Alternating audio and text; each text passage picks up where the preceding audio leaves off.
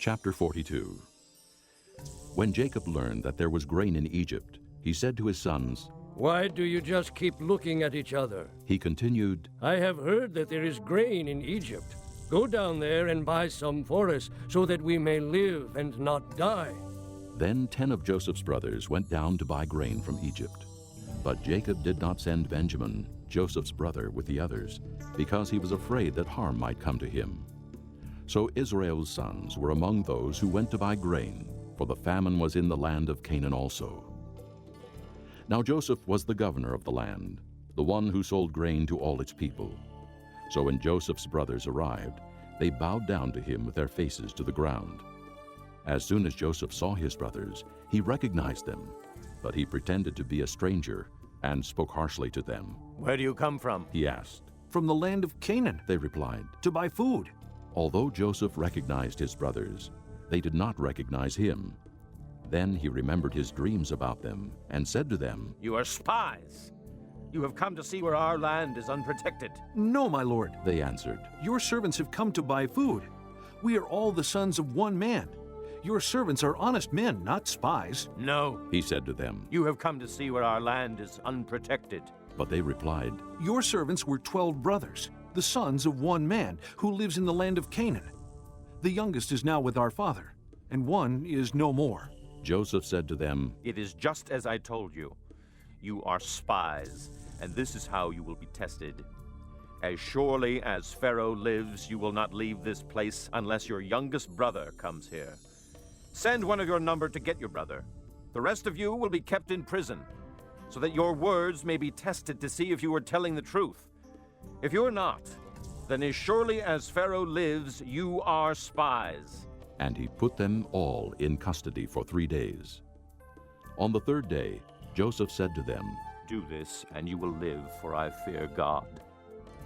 If you are honest men, let one of your brothers stay here in prison, while the rest of you go and take grain back for your starving households.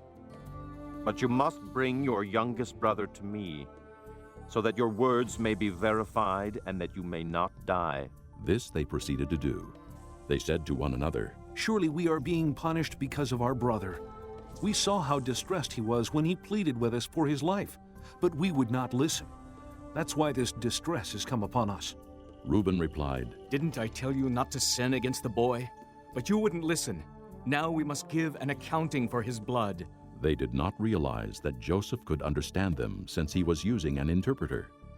He turned away from them and began to weep, but then turned back and spoke to them again. He had Simeon taken from them and bound before their eyes. Joseph gave orders to fill their bags with grain, to put each man's silver back in his sack, and to give them provisions for their journey. After this was done for them, they loaded their grain on their donkeys and left. At the place where they stopped for the night, one of them opened his sack to get feed for his donkey, and he saw his silver in the mouth of his sack. My silver has been returned. He said to his brothers. Here it is in my sack. Their hearts sank, and they turned to each other trembling and said, What is this that God has done to us? When they came to their father Jacob in the land of Canaan, they told him all that had happened to them. They said, The man who is lord over the land spoke harshly to us and treated us as though we were spying on the land. But we said to him, We are honest men. We are not spies. We were 12 brothers, sons of one father. One is no more, and the youngest is now with our father in Canaan. Then the man who is lord over the land said to us, This is how I will know whether you are honest men.